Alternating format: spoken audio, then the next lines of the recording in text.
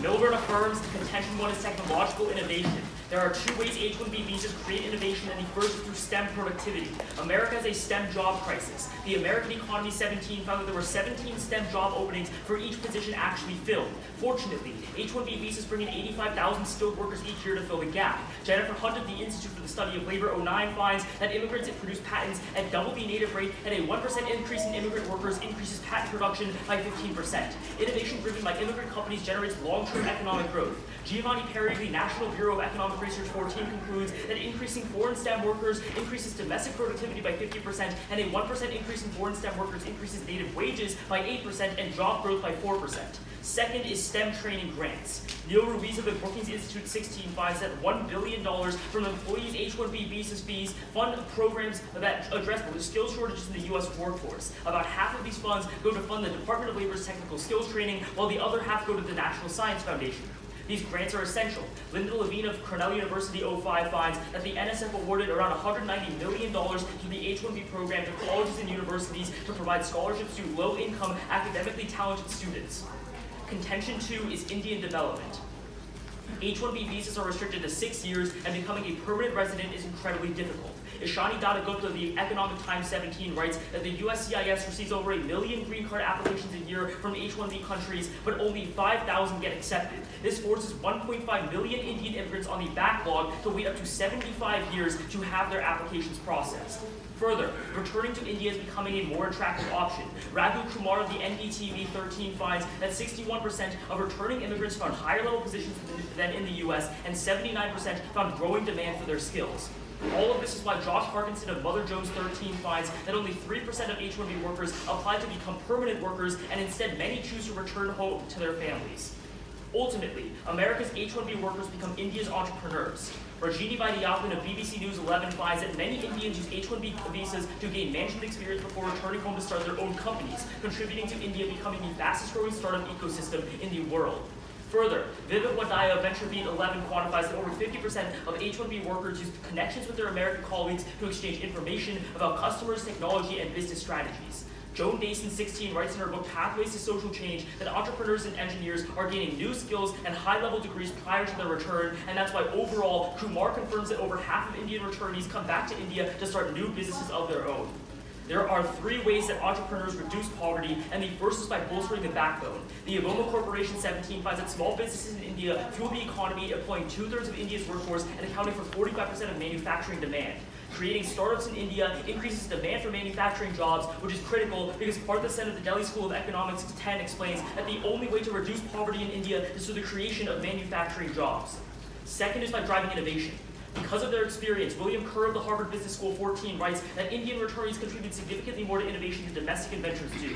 Bindu Gupta of the Institute of Management Technology 14 finds that Indian small businesses are incredibly innovative, with over 80% of them improving existing products and 65% producing new products. Bhairav Khanna of the Center for Global Development 17 confirms that the returning workforce is the driving force in India's rapid IT sector expansion, and the resulting growth has lowered the cost of products while increasing their quality. Third is by increasing wages. Nicholas Morales of the Center for Global Development 16 finds that returnees bring back new technology and the training needed to use it, raising productivity in the IT sector, which has raised wages across the board by 1%. Overall, Scott Gilmore of the Globe and Mail concludes that entrepreneurship is driving the growth necessary to lift 1/4 of India's population out of poverty, and Ravish Singh of the International Journal of Humanities finds that the Indian diaspora produces the equivalent of 30% of India's GDP. Thus, we affirm. Yeah, before Alyssa reads the case, can we see Scott? Yeah. So, Scott isn't like Scott Gilmore? The one second to last who says it'll lift a quarter of the lake. Yeah.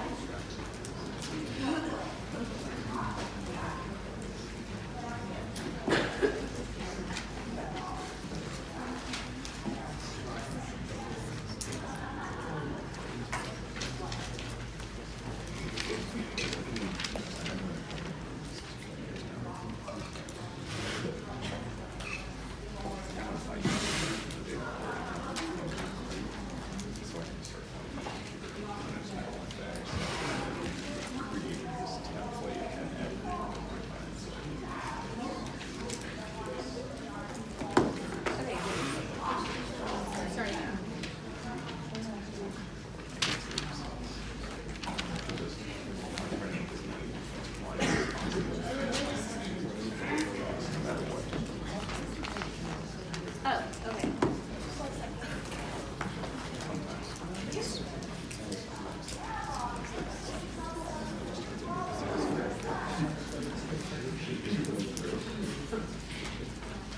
Is everyone ready?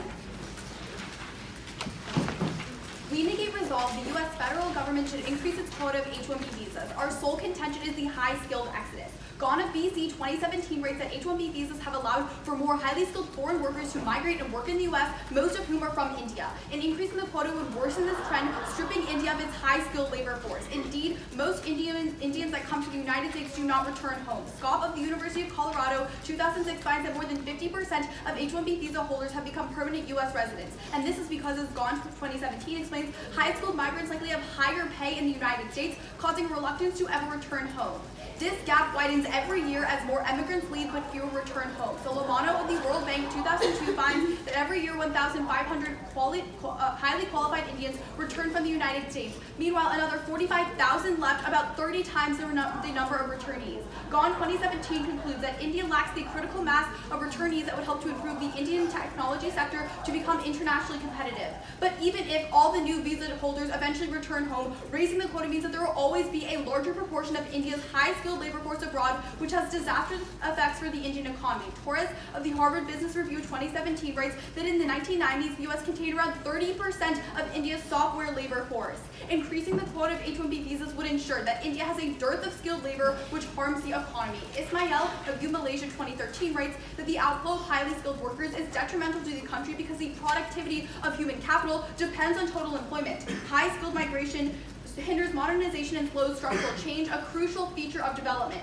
Having such a shortage of high-skilled workers devastates the Indian economy in three specific ways. The first is reducing foreign direct investment. Gone 2017 explains that the plight of some of the country's most high-skilled workers can make the countries look less appealing to foreign direct investment. This prevents growth and development of high-technology clusters. Kugler of the University of Southampton 2000 empirically finds a 1% increase in the emigration of workers with secondary education to the U.S. is associated with a 3.5% lower capital formation and services financed with FDI from the U.S. to the migrant origin country. Because FDI creates local job opportunities and provides resources to increase productivity, Tiari of the University of East London 2009 finds a 1% increase in FDI increases average incomes of workers by 10 to 13%. India must retain a large high-skilled population to attract the FDI needed to create lasting economic opportunities. Second is destroying economic growth. Singh of USCB explains that since the most educated people from India migrate to advanced industrialized countries in their most productive years, it creates an exodus of educated citizens. The Indian economy will suffer since scarce resources were spent to educate these individuals, since most universities are heavily subsidized by the government.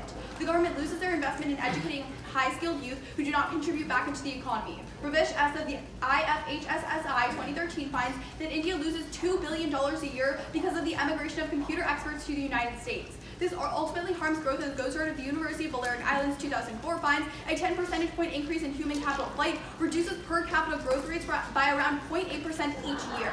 In a world without this economic decline, poverty in India would go down. Because growth generates more economic opportunities, the DID finds a 1% increase in per capita income reduces poverty by 1.7%.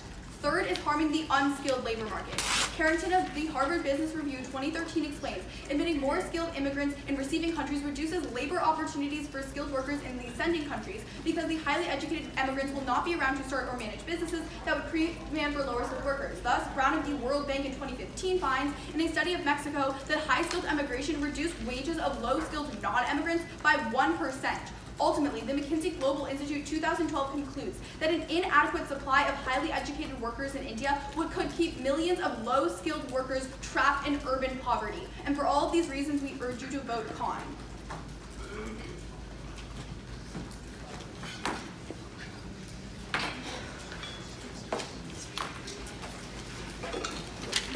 Is everybody ready? Okay. My first first question is not actually a question. It's about what happened last night in our Octas round with when Alan and Ahana conceded their chance to win TOC in order to have a much more important discussion about gender disparities in debate and outside of debate. So I'm just taking the first 30 seconds of this crossfire to ask everyone in the room to please watch the round when it gets posted on PF videos, and also continue to have this discussion within your own teams and outside of it, because I really think it's an important issue to address the structural violence that goes on outside of the debate sphere, as well as the sex disparities that happen inside of the debate sphere. With that, Elisa, you can have the first question. Thanks. It's Alyssa. Okay. You're good. Let's talk about manufacturing.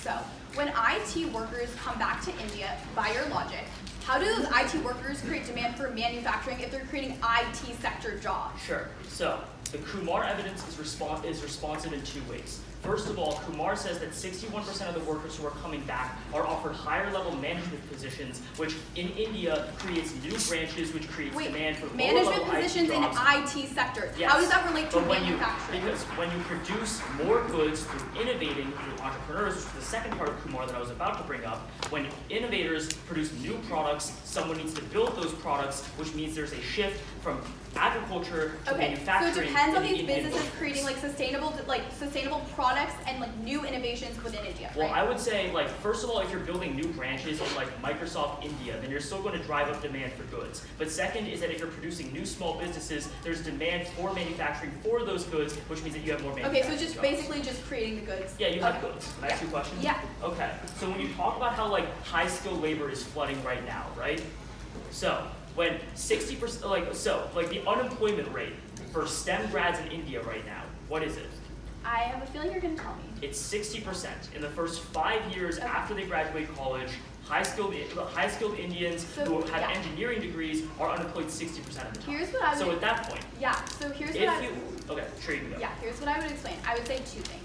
First, I would say that that's because they're not getting the adequate training within India that is needed to create new jobs. Ravi will get into this later, but we would tell you that in your world, you exacerbate the incentives to get the wrong type of IT education. Second, what do you mean the wrong type of So IT education? what I would tell you right now is because the United States has demand for Indian workers to come to the United States working in lower level IT jobs, they prevent India from pursuing higher level technology sectors such as AI, which is why there's such this large unemployment of these highly skilled workers, because they're not being trained in appropriate areas. Can I ask you a question? Wait, 1 second. First, I would contest the idea that it's only low-skilled labor that's coming over to the United States. No, I'm not saying it's low-skilled labor. I'm just saying it's that they're working low-skilled jobs, right? No, I'm not. That's not what I'm saying. I'm saying the lower tail of the IT sector. It's not low-skilled labor. Wait, let me respond to that with a question, though. But it's time. I'm sorry. Oh, that's a shame.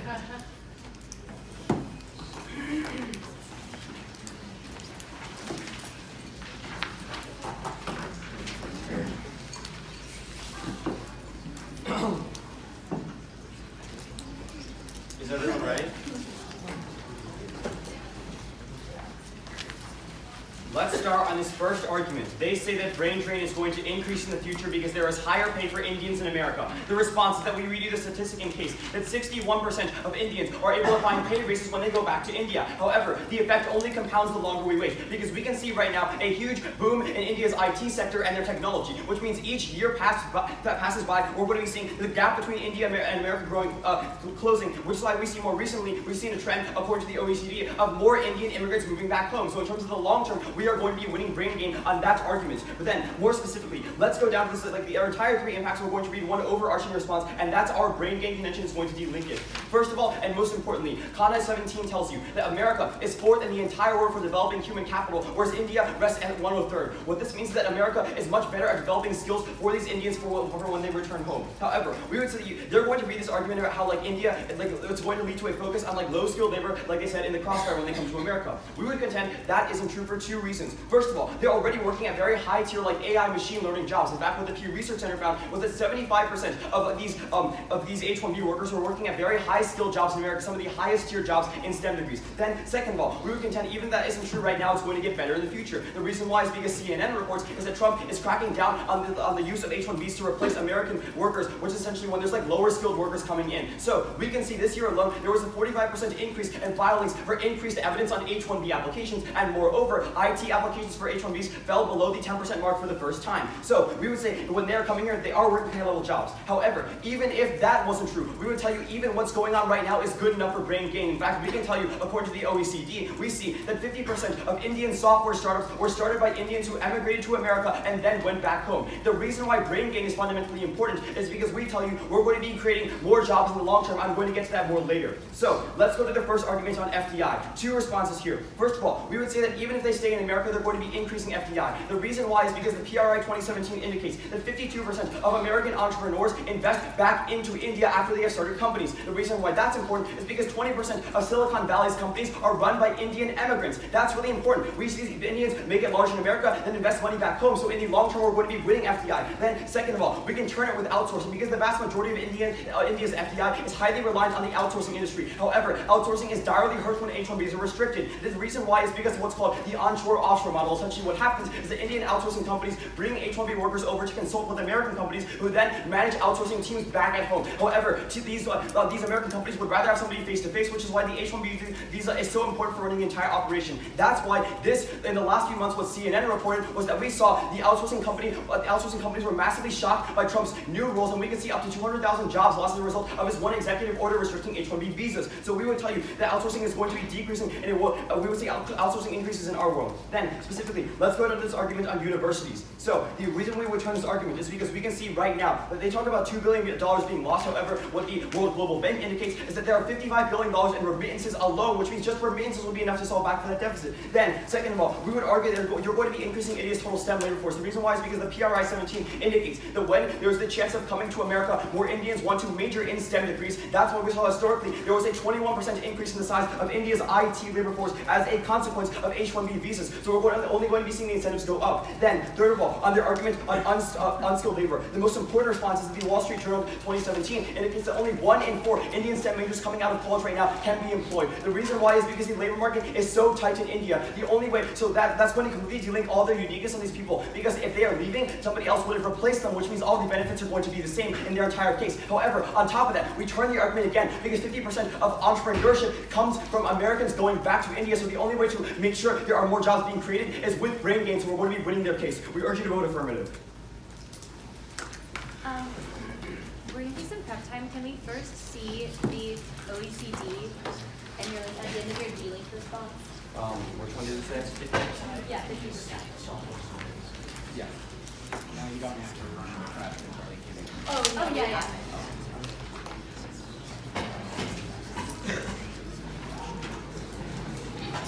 For everyone in the room, it's their prep time, not yours. Stop talking.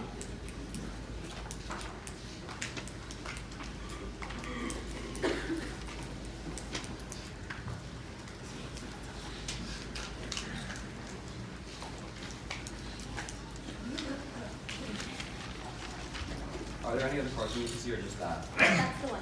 Okay. Or actually, I'm sorry, yes, also 45% are going into AI, is how you said, or 10% going into IT? Oh, 10% going into IT. It's fallen below the 10% line. Yeah. Oh, So that. yes, that's the one.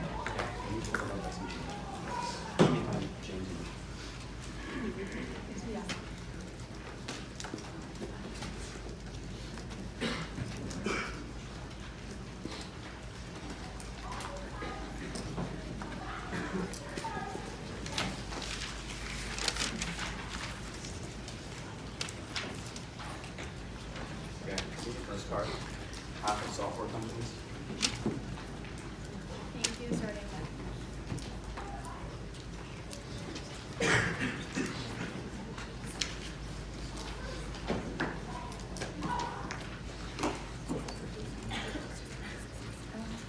Okay, we pause, and can we see the other one?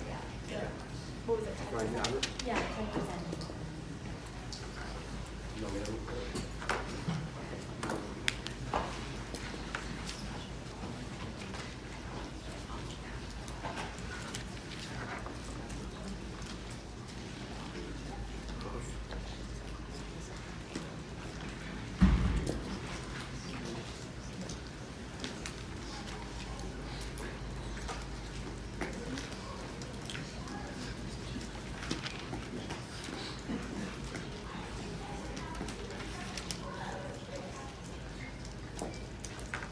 Or it was 10,000, not 10%. Did I say 10,000? You said 10%. Okay. Yeah. Do you want to say 10,000? It's around 10%. I don't I think misspoke, I'm so. sorry. Okay, we're just gonna take some prep time now.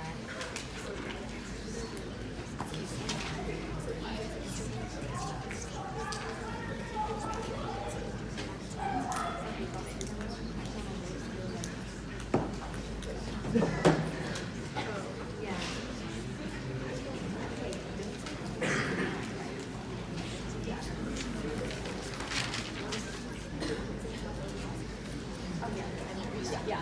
Okay. We used a total of 39 seconds with like break. All right.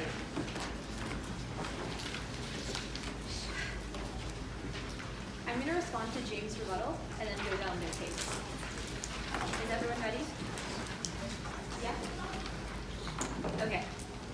Start on James' rebuttal. The first thing he says that the 61% get pay raise in India. That's not true. His card says that they get a higher level job, but if they're getting 16 times more than the wage in the US, I don't think they can prove it's a pay wage. Then they talk about how there's going to be a boom and the gap is closing. That contradicts at the end of the contention where they say a lot of people are unemployed. Make them pick one. Is the IT sector failing or doing really well? Then they try to de-link because they say that India is at 103rd in terms of skill level, but the problem is even if they're learning from skills, they're the wrong type of skills. They're learning IT, which means they're at a pivotal moment now. They need to shift to AI, which Modi is already pushing for in India, but voting affirmative means that they want to be incentivized to go to the US. They're trained to incentivize in these basic level skills. Then they try to say from Q, that's not true because they're really high tier. High tier might mean programming, but it doesn't necessarily mean AI. They don't clarify the distinction. High tier is a really big term. Then they talk about better, how it's better because CNN says they're cracking down on low skilled labor. First, they don't say 10%, 10,000. I would say just because it's not IT doesn't mean it's other basic forms of labor. They don't prove how much of it's going to AI, and it's actually really low. But then they talk about from the OECD that 50% of businesses start by immigration. We call for the card, and a lot of those businesses actually face a lot of hurdles, which is why you can outweigh on probability, because they have a really low chance that these businesses are actually going to lead to the impact they say they will. We have a guarantee that workers are going to leave India.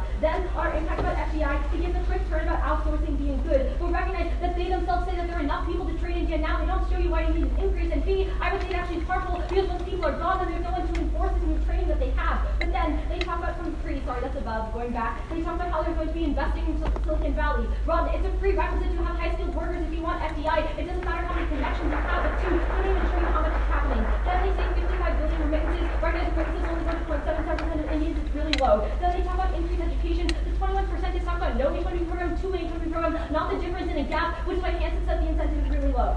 All right, let's go on to their case.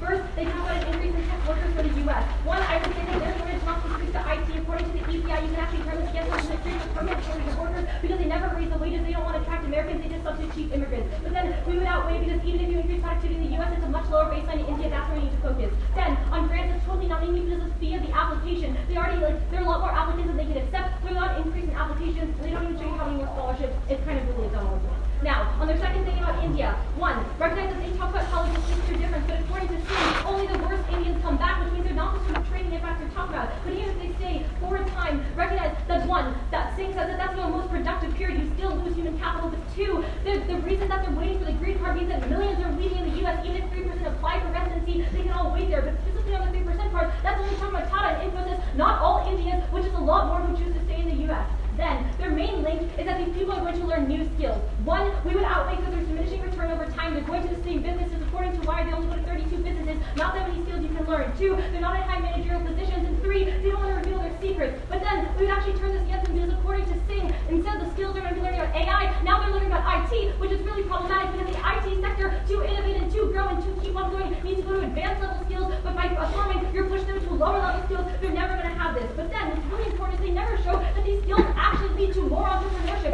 They don't show the comparison between people in India who start businesses, people in the U.S. They actually don't link into their impact at all. But let's go into the impact. They first talk about a backbone. Recognize that one, these people are starting IT businesses. They're not really labor intensive. Like you're talking about cloud computing. I can see where factory workers come into that. But then recognize that they're not the only link into the transition from agrarian to global economy, making them say that they're the only reason to develop India is frankly ridiculous. They don't have that many skills in their impact. But then they don't even guarantee how many jobs happen. Then on their impact about innovations, recognize that they're just analysis about all Indian companies, which means Indian companies are just not innovative, not the ones that have H-1B process. But then they don't even have an impact on poverty or quality of life. Lastly, on their impact about wages, they talk about driving growth, but recognize that that was 2005 to 250, meaning the status quo is already solving. You don't need to decrease the deficit of workers in India, which would reverse this progress. want us to do one part, when we see that there's something to done to work in IT.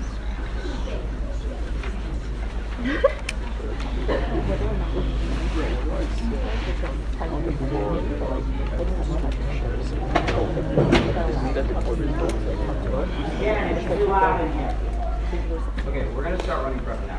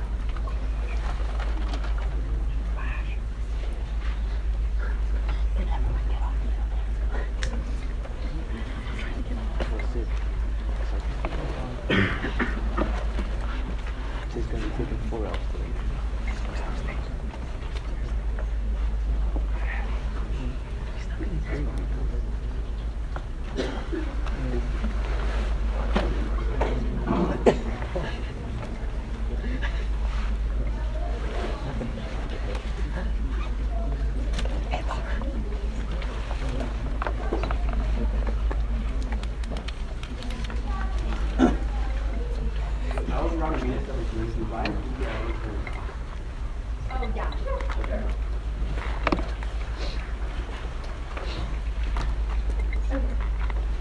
Alright. So you call our evidence which says that 50% of people start companies, and you said it's wrong because there are hurdles, correct? That's what Alyssa told me. I trust Alyssa. So, sure, I trust Alyssa. But anyway, I think the issue is the evidence says there's hurdles for any Indian entrepreneur, correct? Okay, sure. So So that wouldn't means it your apply impact- whether or not they left India? Wait, here's the problem. Our impact doesn't come off of them starting small businesses. Our impact doesn't just increase productivity in the IT sector. Your link to your impact. Wait, what does are small productivity businesses. result in? Productivity doesn't result in small businesses. It just results in the large corporations being able to No, I be mean, more when you efficient. impact But more let Indian- me get really Sure. quickly. Your link, not mine, I want to clarify, is small businesses. Yes. So, small businesses are always going to have those kind of hurdles. Can we say there's a low probability of them succeeding? We can agree with that, but we'll tell you when they do Sounds succeed, perfect. So, it you're generates the basing majority your of job argument growth. on people creating businesses which have a low probability of succeeding to employ No, these the people ar- in unstable jobs, So, which you can't even no, quantify. what Brian's going to tell you is that the most essential driving factor for taking Indians out of poverty, first of all, and second of all, expanding labor Manufacturing, let's talk No, about that. not manufacturing. I No. didn't even get to say what I wanted to say. Okay. And also, to pull Indians out of poverty is going to be entrepreneurship, which is going to drive job growth. Okay, so entrepreneurship is through manufacturing, right? That's what No, you're it's saying. software companies. It's software. How are you employing low-skilled people in software? We're not companies? talking about low-skilled people. We're talking about a shift towards a higher-skilled Indian, Indian technology sector. Okay, so you're not impacting to poor Indians. We impact to both poor and wealthy How do you Indians. impact poor Indians? Because like your own argument says, when higher tech industries become more productive, there's more manufacturing and low-skilled jobs Okay, and service so industries it created is too. manufacturing. That's one of the tangential impacts, yes. What is it? Okay, sure. You can have a question after. Oh, okay, sure. So when you talk about FDI and like all these people investing back in India, right? Yeah. Can you tell me how much FDI actually goes back to India from these Silicon Valley companies? Yeah, if you want me to quantify it, I can throw a card at you. We have a card from the OECD that each 1% outflow of migrants increases FDI inflows by 0.4%. Well, I don't think this is a card battle, this is a warrant battle. Oh, okay, I mean, I just wanted to like know the number. But, like, Okay. Well, now you know the number. All right, thank you, James. So, isn't America making a shift towards like AI and like machine learning in our tech sectors?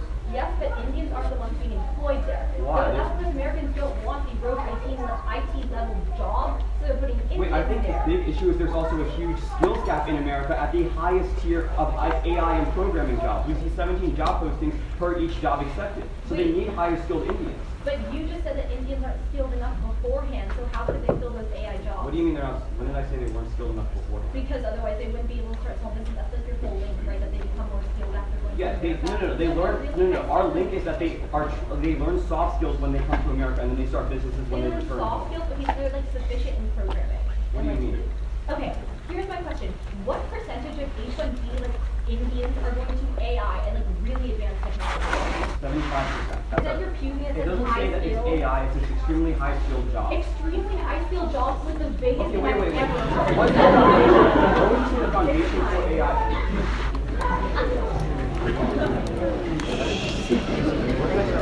Sit down. What? What?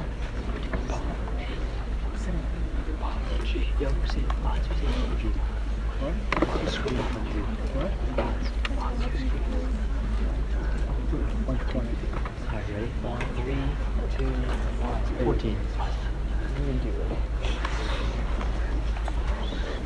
Oh.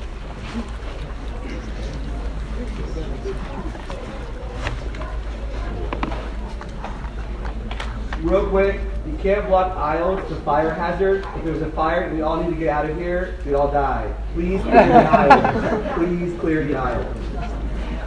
No, don't scoot closer. You gotta move from the aisle. Get up. There you go. Thank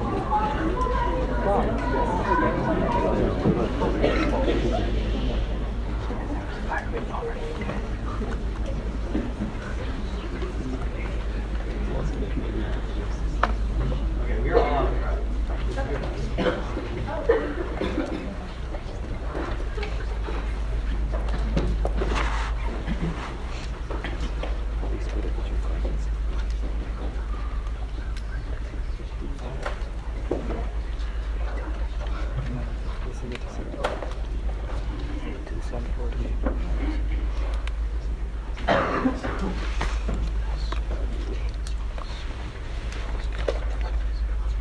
I'm going to start on this with their front lines on AI, and then I'll go to like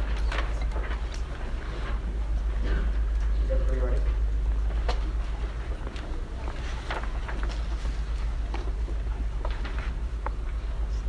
Group every single AI front line that they make 3 responses. First, they drop a few evidence which indicates that 75% of these H1 people are going to high-skilled jobs, and ultimately the Trump evidence which says that he's cracking down on IT sector jobs, and only 10,000 applications are being filed for H1B application jobs. But then second, they drop the OECD.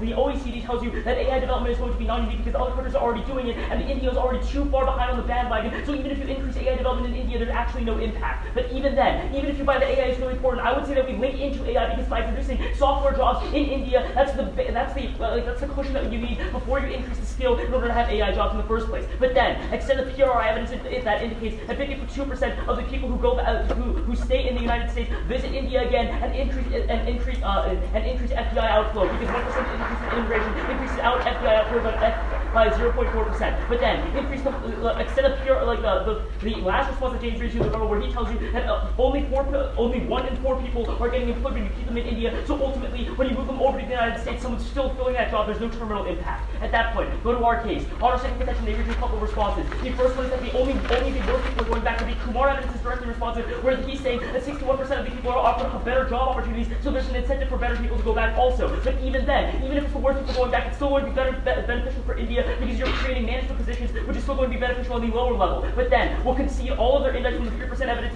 and use their 50% evidence instead. That grants us the link still. That also gives us a better access to the PRI evidence that I just extended earlier. But then, they tell you that they're only working IT jobs, but the mighty Optin evidence indicates that there's a 50% increase in coding when you there's a 50% increase in their coding skills, which ultimately allows them to become entrepreneurs. Then the Kumar evidence tells you that 50% of the new companies that are being started in India are being started by the H1B returnees. The Gupta evidence tells you that 65% of them are producing new products. That gives us access to the Yuvova evidence, which tells you that these small businesses are driving 45% of the manufacturing demand, and the STEM evidence which indicates that increasing manufacturing demand is the only way to sustainably decrease poverty in India. We urge you to refer.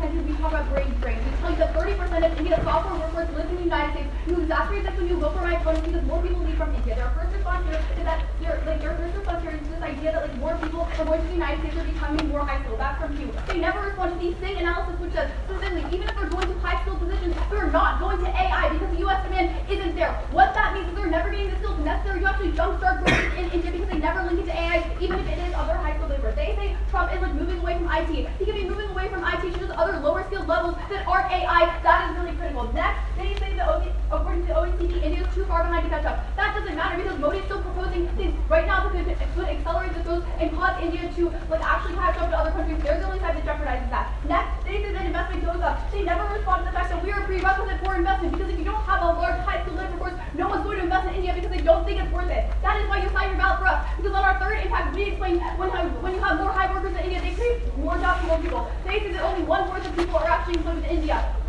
What we would tell you is we control the internal link to this because A, we link it to AI, which causes more productivity within the economy. But then second, when you have more people within India, they can create more jobs. Let's talk about their case though.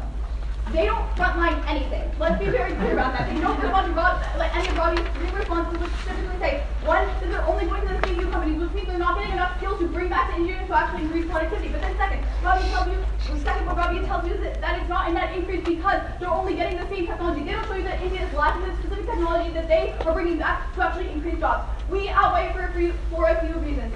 One, on directives of like, we know guaranteed that when you have more people leave India, there are fewer people around to create jobs. We don't really know how productive these workers that they talk about are actually going to be. But then second, we're the only side controlling for education here. Because when you don't have the demand for like people to go to the United States, then they're like less likely to get this IT education and more likely to get AI education, which is going to be fundamental for economic growth. That is why we have 2 more people.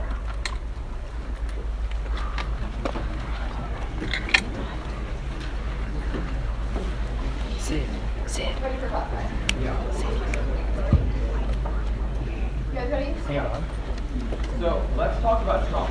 In general, do you think he likes low-skilled or high-skilled labor coming into the U.S.? Here's what they say. Even if you crack down on IT, there's still other low-skilled labor that's available. So he's cracking down on low-skilled labor. Here's the problem. Because you guys link into higher skilled labor, your evidence is not specific to AI. Wait, what kind of high skilled Ours labor? says that the U.S. demand is not in AI. So even if you're going to other high skilled forces, you're never going into AI. Can I ask you guys? Your evidence does not say that. It says the previous companies were looking for low-skilled positions. In 2018, that changed when Trump changed the game by reducing low-skilled applications by 50%.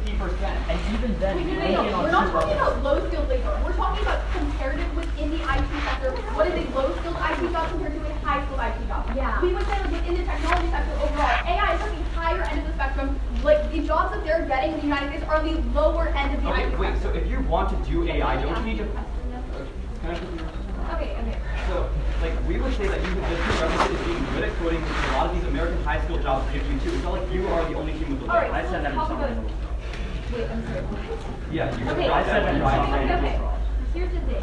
Being good at coding doesn't magically make you able to do AI. Wait, I no, think but you guys why are- not? Our response. Can we? Our can we- response is that before you before you become an AI coder, you need to learn basic coding. Wait, so basic coding could, like, here's the thing, basic coding is already in India, but what we say is like to get to AI, it takes more than just basic coding. That's the training So they're it not takes getting. high-level But coding. it's been a minute 30, can we please ask Sure. a question? How much are these small businesses going to increase job positions for low-skilled workers? They're going to drive poverty reduction. Wait, so how much? That's the driver of job growth. Why? How much? 45% of manufacturing jobs, all like these tech jobs. So I have a question about like the small businesses though. Like, can you please explain to me one skill that they're getting from the United States that they're then using within their small businesses to like create them? Like, what did they not have when they like Yes. before they can do it? Yeah, Now, because what they do they might have not now have that any something management skills. Yeah, the mighty option evidence that I extended is pretty explicit. It says that they're gaining management skills, they're gaining new Okay, degrees, so they're what- gaining coding skills. Okay. On all 3 levels, you don't respond. Okay. I'm like not even sure what you're talking about. What's your question? Sorry. What's your question? Okay. Let's talk about increasing in investment. Yeah. Could you please explain to me like the warrant? So is your warrant just for like the PRI analysis, just that they have like business connections? No, it's that once they become like high-level entrepreneurs in the U.S., they decide to invest back into India. Okay, so that's okay. So it's relying on entrepreneurs, like H-1B people in the United States that then become entrepreneurs within the Well, United 20% States and of invest back Silicon in Valley India. entrepreneurs were formerly H-1B visas. Okay. Or immigrant visa. That's fine. Do you have a question for us? No. No. We can do that. Yeah, we have 10. Yeah.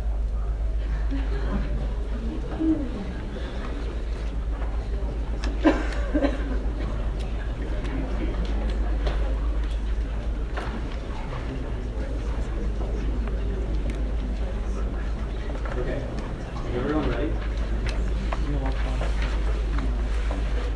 Let's start on their case. First on FDI, the important response is that what drives FDI in India is these high-level entrepreneurs in America investing in India. We tell you there's a 52% of those entrepreneurs doing so once they come here and make it big. But then second of all, what de-links all of their responses is the Wall Street Journal evidence, which tells you only 1 in 4 Indians can be employed right now. What this means is that when one Indian leaves India, somebody who is similarly qualified than him, or him or her, will take that job and create essentially the same amount of jobs. They can't quantify to you how much worse it's going to get. However, we would say this is going to de-link all their impacts. Why? Because there's going to be the same amount of skilled workers, the same amount of FDI, the same amount of unskilled workers being employed because India's labor market is so tight. The most important objective in this round is solving that tight labor market and freeing up more jobs for skilled Indians. How do we do that? The only side accessing that is us. Let's go to our case. So, there's one response that we're making too much of a focus on IT. Trump's response de-link this. We tell you, Trump is cracking down on almost all low-skilled labor. The reason why he wants to protect American jobs. That's why we saw a 45% decrease in filings for IT jobs and a 45% increase in evidence checks. So, what we're going to be seeing in the near future a significant decrease. However, even if we don't access that, we would still say that we link in because the basic prerequisite skills, like Brian tells you, to have a high-level functioning AI industry is to have good coders and a lot of startups related to software. We access that. How do we do so? We tell you, when Indians return home, 50% of these people are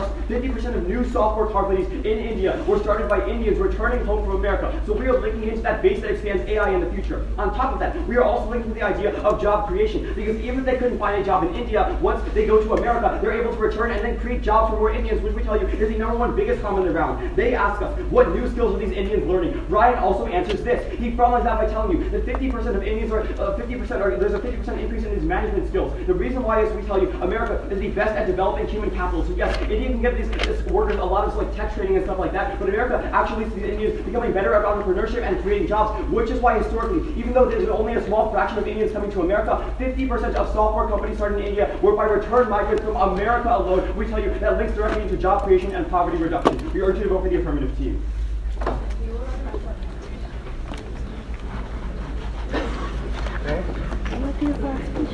Why? You have a game? I'm not going to ask